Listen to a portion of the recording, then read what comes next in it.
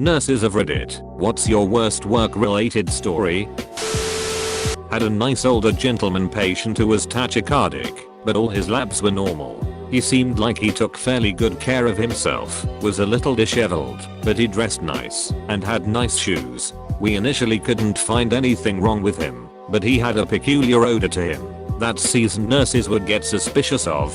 I asked him if he had any infections on his body that he knew of, and he said no, but I wanted to do a thorough check, so we took off all his clothes, and he was fine, until I got down to his feet. He was wearing an old pair of socks, and as I peeled them down, literally the skin around his foot came off with the sock. I was essentially degloving his foot. It was so vile I couldn't even get down more than a couple inches. It was raw flesh under those socks. The wound odor was so strong I knew then that his feet were the source. He probably hadn't changed his socks in several months. He ended up being admitted and given lots of antibiotics and wound care. The memory of pulling down his socks will haunt me forever.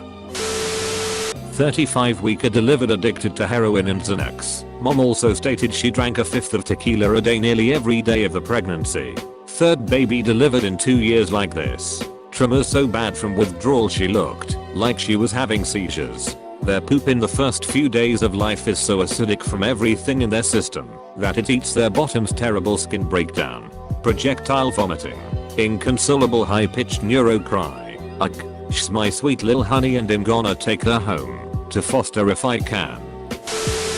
Not a nurse, but a nursing assistant. I was pulled to the ER one night to help with a patient being brought in by ambulance. We're a small hospital with only one nurse. Anyway, we knew this patient was going to be a mess after hearing from the medics that she had been on her floor for weeks. Her husband, who didn't live with her, had been bringing her food, but otherwise left her laying there. The medics had to literally scrape her off the floor with the help of a shovel. She was a rather large lady, and you can imagine the sores on her backside from laying there in her own filth for a month. We of course started cleaning her up right away, and it shocked me all the trash I pulled out of her folds. She even had a pop bottle lid in one fold that had carved a wound in her skin.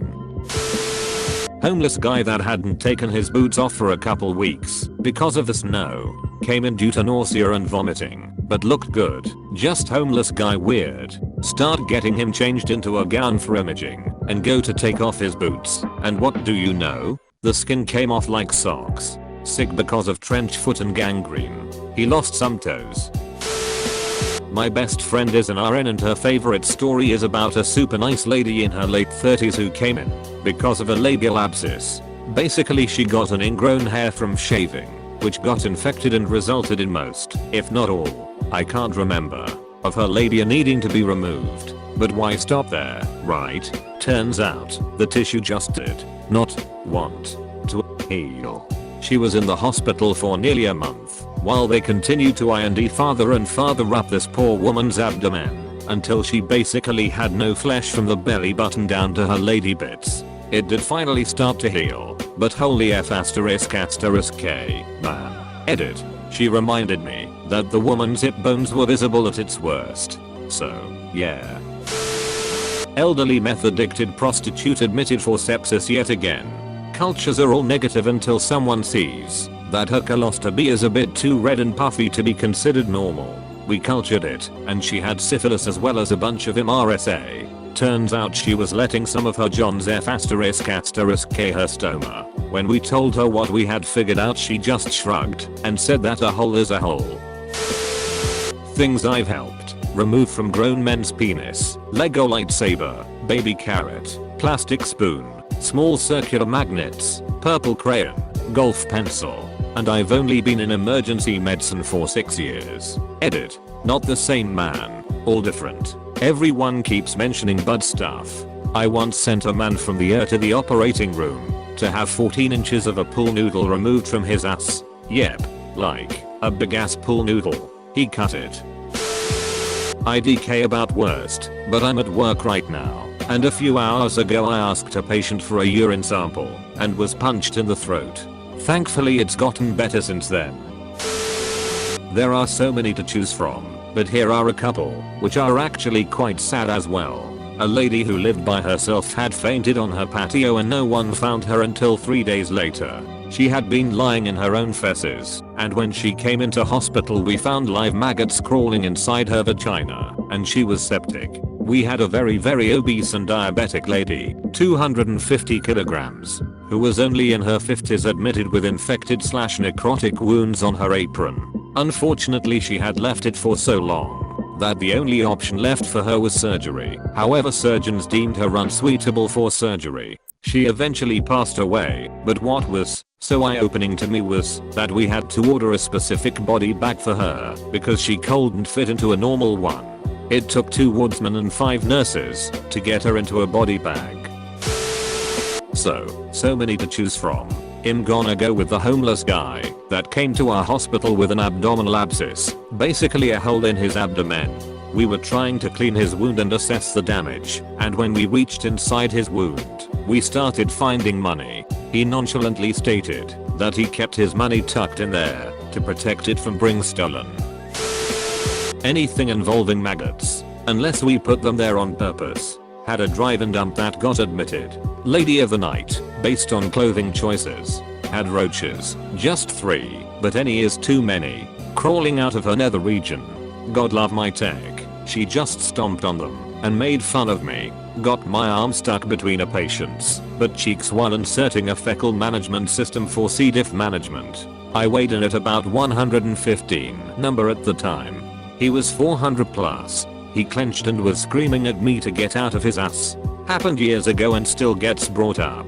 Had a patient who had a sacral decu that was huge. My head would have fit in the hole. No hyperbole. The dressing change was like trying to pull a deep dish extra cheese pizza off someone's caved in lower back. She had so much slough. She lived through that for months.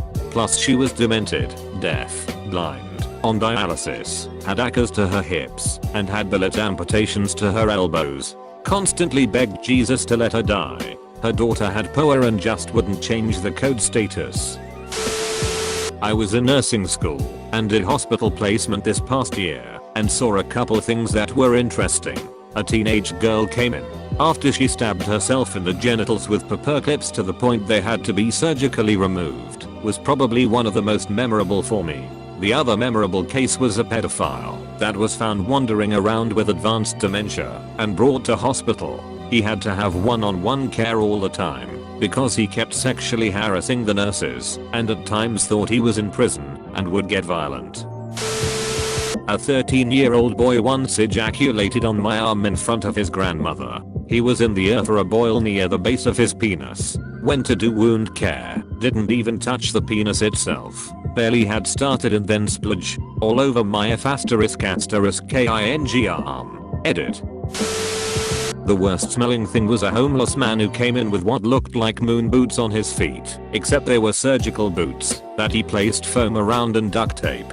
They hadn't been removed for about 3 months. He was also diabetic and had ulcers on his feet. We had to cut them off to be able to see what was happening. The smell permeated the entire emergency room. To top it off, maggots were just falling off his feet and wiggling on the ground. He was yelling down the hall and rude to everyone but me and would only let me take care of him. He ended up refusing care and insisted that we tape his shoes back on and let him leave. Management finally said we could and we sent him off. Saddest stories are the kids. 6-year-old shot by a drive-by and was being coded by the time she arrived. She didn't make it, and hearing the mother hear the news and screaming from down the hall will stick with me forever. Happy story, a teenager was out drinking with friends and they accidentally ran him over. We thought he had no brain activity and was going to be a donor. He was transferred from another hospital. We run some tests and he is able to squeeze fingers and respond some. He went to surgery and then ICU and was discharged a week later, and his mom found me one day before he left and I was so relieved for the family. Hospice nurse here.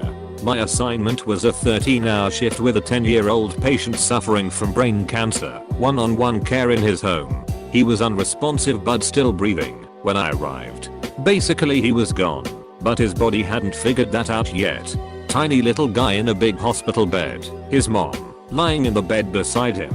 His dad was on his other side holding his hand. Grandparents were in the adjoining living room with the patient's 6-year-old sister. Getting through that shift took all the mental and emotional strength I had. He died a few hours after my shift ended. I will gladly deal with blood, vomit, pus, s***t, whatever rather than go through something like that ever again. Prisoner patient got mad at his cellmate. So mad that he took a razor blade to his own scrotum. He decided to turn this cut into a kangaroo pouch and tried to put a travel-sized toothbrush into the cut. To top it off, he slammed 2 pencils up his urethra. Mental health is a real thing. So I guess not worst for me as it was for him. Bonus story, car rolls up and dumps out a girl who has an axe sticking out of her head. Immediate surgery. She didn't make it and they caught the people who dumped her. But, yeah, seeing the cruelty of humanity is the worst. Wow, this has blown up. Therefore bonus story #2. Lady came in via ambulance with a seat cushion stuck to her backside. She had shat herself at home and had no one to care for her. She did this for over 2 weeks before someone called Adult Protective Services. She had to have surgery to remove the cushion from her backside because all that s***t had cemented the cushion to her skin. Absolutely terrible. Ooh, oh man. Severely addicted heroin user admitted for sepsis and respiratory failure. About 3 or 4 days into his admission we find multiple broken needles lodged in his arms while trying to place a PICC line. After a few more days he code switch was uneventful until the abscess that was brewing under his left clavicle exploded and sprayed pus everywhere. He survived that and went for an IND which left a gaping hole in his chest and neck you could fit 3 fists in. His clavicle had rotted away from osteomyelitis and he had minimal tissue left connecting his neck to his shoulder on the left side. After 30 days intubated in the ICU he finally died. All the while his drug addicted sister kept stopping by and telling us how he was a fighter and was going to make a full recovery. Yeah right lady. Respiratory not a nurse here. One of the worst that haunts me was a botched suicide. The bullet went through his lower jaw and out his eye. It wasn't just the gaping hole that bothered me, it was more of the look in his eye. So haunting. He just wanted to die and we couldn't let him. Other than that, all the pediatric and neonatal cases. The cruelty these kids face at the hands of the ones who are supposed to take care of them. Sometimes you just feel so ashamed of humanity. I'll go with a frequent flyer with unidentifiable green goop oozing out of cauliflower-like sores on her legs. The goop wasn't anything that showed up on culture and often resulted in maggots burrowing in her legs. It also smelled awful, and she was really mean. She was about a 1 a month for various reasons, and ended up being found dead at home. Runner-up is the 516-pound lady I managed to cath with the assistance of 3 med students. Found some food decaying in one of her folds. I think it was a little Debbie. My father worked in her at the beginning of his nursing career, and he said one of the hardest things he had experienced was a young man who shot himself in the face, but he was still alive. All that was left was the back of his neck/bottom part of his skull. The man died a short time later, but could you imagine seeing something like that? God bless nurses, they truly deal with so much. You've reached a checkpoint. R/I bleach take a few moments for a break. So many one very old lady was admitted from her home where her family was caring for her. I took off her shoes because I needed to do an assessment. Next I took off her sock and her entire necrotic heel fell off. Like literally fell on the floor. Thank God I had gloves on. The family said they hadn't taken off her socks in over 2 months. Poor thing died 12 hours later from sepsis. Big surprise. So much poop. Now I'm all for wanting patients to poop so they don't get constipated, but sometimes staff joke around that they hope their patients have a big BM 10 minutes after they leave their shift. People still die of preventable bowel obstructions. Sometimes when milk of magnesia, suppositories, or enemas just won't work, yeah literally have to go in after it and remove the brick or pieces of it to get it started. So fun. One mentally ill person used their gaping butt cheeks to smear poop all down a wall in the hallway. So lovely. /s I don't mind blood, but pus smell is nasty. One of the worst smells ever was a patient who had a brain shunt and also nephrostomy tubes, so when we'd empty the drainage bag it was urine and cerebral spinal fluid mixed together. That one was about 23 years ago. because I remember I was pregnant and I was hypersensitive to smells. Luckily my coworker did me a solid by emptying and measuring it. I took care of the person otherwise, but couldn't stand to do that 1-minute task. Good luck to your wife. She'll be able to find a job anywhere. There's a shortage of us. I have been out of work now for a few months because of a shoulder injury. Remind her to be really careful with her back and everything. Electrocution. The smell of burnt hair and flesh is something you'll never forget when you've smelled it. He was wearing steel toe boots and that's where the electricity exited. Each toe looked like an overcooked hot dog, the split end and everything. Easily any patient that has tick. I swear it's a condition from hell itself. Basically the blood clots abnormally and clots will form throughout the small vessels, causing hyperperfusion to all the organs. The kicker is, while blood is clotting throughout the small vessels, it's not clotting in places that are needed like the orifices, mouth, eyes, nose, genitals, around any external devices like fourths, chest tubes etc., or any open wounds. So the patient is bleeding out externally while going into multi-organ failure internally because none of their organs are getting blood flow. All the patients I've had with this condition barely lasted 48 hours. The last patient I took care of like this couldn't go more than 30 minutes without some fluid resuscitation, even with vasopressors, or his blood pressure would drop to like IS***TU not 50/30. Not a nurse, but I work as a substance abuse counselor in the addition. I had a lady who came into on an opiate overdose, survived, and then had an unrelated brain aneurysm 2 hours later. I brought her almond Hershey bars while she was in ICU, and she is currently working towards being in recovery a full year. Worst is always chronically homeless males with substance abuse disorders, specifically methods the state will not detox them, and unlike opiates there is no grant-based programs available. Breaks my heart to see people wanting help kicked out at 3 in the morning. Georgia is not a recovery supporting state. Nothing related, like lost stories here. I work at palliative care. Most patients have a stay of only 30 days, but we had this lovely lady that stayed for more than 400 days in our care. Her husband came every day with flowers and some days even brought us nurses something to eat and to show appreciation for our care. Fast forward to late in this lady's stay, and the lovely husband's telling us that he will kill himself after her wife dies. The lady did die, and we tried to contact this man. With no success. We tried, and he was never found again. What'll happen to this lovely guy I guess we'll never know. Not a nurse, but a medtech. So I hide out in the lab, but the blood bank has the most interaction with the techs, nurses, and doctors and deal with emergencies fairly frequently. The worst story was a toddler brought in, just as not breathing to the air. They draw labs, get a blood type/antibody screened on to take kit for testing and surgery. The nurse picking up the blood is chatting with us while we get everything tagged up to go and mentions shaken baby syndrome. Turns out the poor kid had several signs of previous abuse plus the signs of being shaken, blood on the brain, retinal hemorrhaging, etc.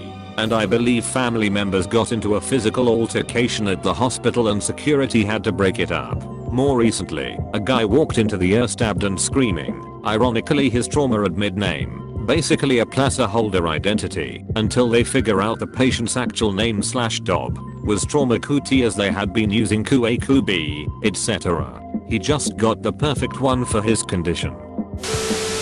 Make sure to like and subscribe for more daily content. Thanks for watching.